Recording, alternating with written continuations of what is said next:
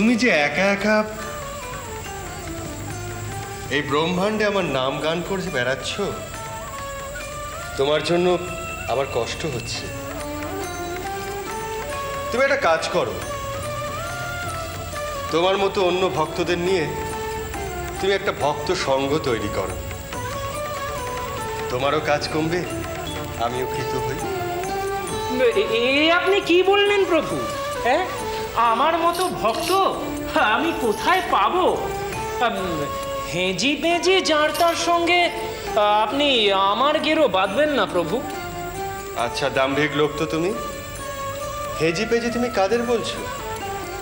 তারাও তোমার দরের। এই তো নন্দগ্রামে ধনু চাষী, তার মতো ভক্ত পাওয়া বিরল। তুমি তার সঙ্গে আলাপ পরিচয় করো, তাকে জানাও যে আমি ইচ্ছে প্রকাশ করেছি ভক্ত সংঘ তৈরি করা। দেখো সে কেমন আহ্লাদিত হয়। কি হলো? মনে বড় কষ্ট পেলাম প্রভু। কেন? কাক কাকুরে এক করে ফেললেন।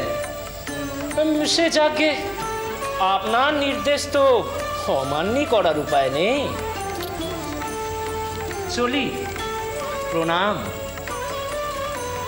জয় প্রভু নারায়ণ, জয় প্রভু নারায়ণ, জয় প্রভু নারায়ণ, জয় প্রভু নারায়ণ, জয় প্রভু নারায়ণ, জয় প্রভু নারায়ণ, জয় প্রভু নারায়ণ, জয় প্রভু নারায়ণ, জয় প্রভু নারায়ণ, জয় প্রভু।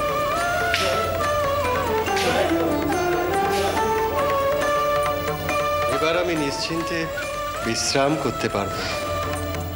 নন্দগ্রামে ধনু চাষী, তার মতো ভক্ত পাওয়া বিরল।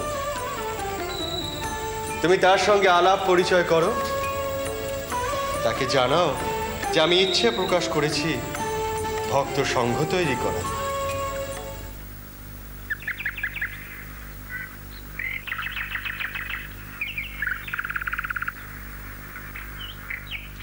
নারায়ণ নারায়ণ। বাবা, বাবা দেখো কে এসেছে।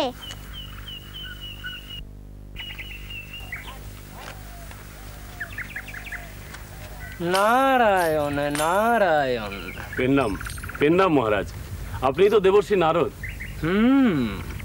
তুমি এই নন্দগ্রামের ধনু চাষী? আগে হ্যাঁ, এ আমার মেয়ে দুর্গা। তা কি ব্যাপার, পান্তা খাচ্ছ? আগে আগে আমরা গরিব চাষি মানুষ, আমাদের আর পান্তা ছাড়া কি জুটবে বলুন? কেন, ভগবানের এত বড় ভক্ত তুমি, তোমার কেন পান্তা ছাড়া অন্য কিছু জুটবে না? আমি কিসের ভক্ত প্রভু, আমি আর আপনার মতো হতে পারলাম কই? সে আর কে বোঝে। তা যাকগে, তাড়াতাড়ি খাওয়া সেরে নাও, তারপর তোমার সঙ্গে দুটো কথা আছে। সে হবে না, খাবার পরে আমার তামাক খাওয়ার সময় পর্যন্ত নেই। ওই যে হাল পরে আছে দেখছেন না, ওই নিয়েই সারাদিন রগরাতি হবে। আরে এ যেমন তেমন কথা নয়, ভগবান শ্রী নারায়ণ আমাকে পাঠিয়েছেন তোর সঙ্গে কথা বলে একটা ভক্ত সংঘ তৈরি করতে হবে। তারপর আমরা সবাই মিলে তার নাম গাইব। নারায়ণ নারায়ণ। আমার আর সে সময় কোথায় মহারাজ, সারাদিন ওই সংসারের পেছনে খেটে মরি। সূর্য ওঠার সঙ্গে সঙ্গে হাল আর বলদ, তারপর সারাদিন ওই চাষের কাজ, একেবারে এ রেতে ঘুমাবার আগে রেহাই। বলো কি, এর মধ্যে তোমার সময় নেই? না, মরার সময় পর্যন্ত নেই। স্বয়ং যমরাজ এসে দাঁড়ালেও তাকে অপেক্ষা করতে হবে। জিজ্ঞাসা করুন না মেয়েকে, ও তো আর মিথ্যা কথা কইবে না। হ্যাঁ মহারাজ, তাই।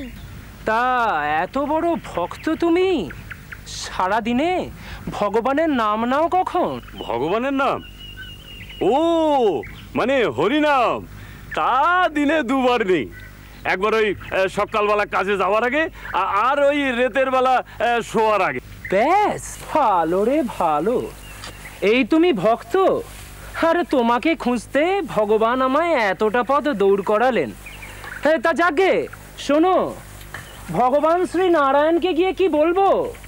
আরে কি গো, ও ধনু চাষী, আর বাবার কানে কোনো কথা যাবে না, এবার শুধু কাজ আর কাজ।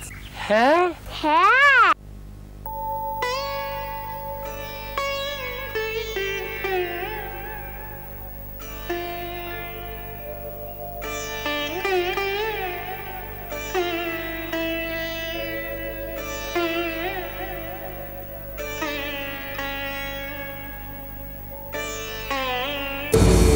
নারায়ণ নারায়ণ। কি হলো নারদ? হয়ে গেল, আপনার বিরাট ভক্ত ধনুচাষী তার সঙ্গে দেখা করে এলেন। কি বললে সে?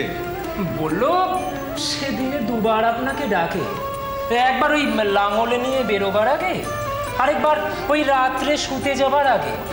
এছাড়া তার সময় নেই, এত কাজের চাপ। তুমি তাকে বলেছিলে আমি তোমাকে পাঠিয়েছি? যা বলার সবই বলেছি, সারও বুঝেছি। ওই দিনে দুবার, ওই দুবার হরিনামই আপনার বরাদ্দ।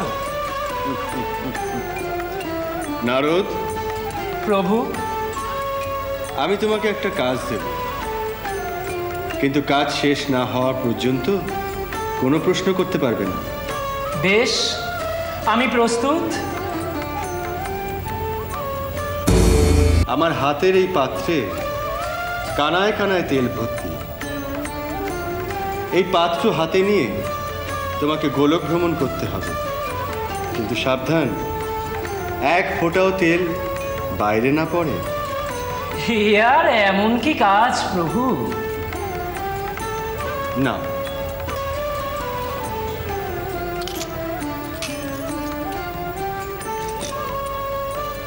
বেশ, দিন পাত্রটি। আমি তোমার জন্য এখানে অপেক্ষা করছি, তুমি ফিরে এসে আমাকে জানাও। জি আজ্ঞে প্রভু। নারায়ণ নারায়ণ।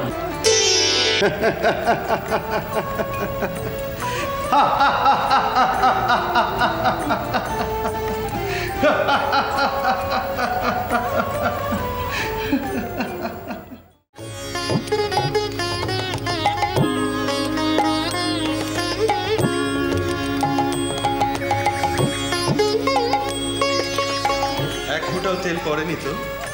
পড়বে কি প্রভু, এক ফোঁটা চলকাতে পর্যন্ত দিইনি। মন প্রাণ চোখ সব কিছু এই তেলের বাটিতে।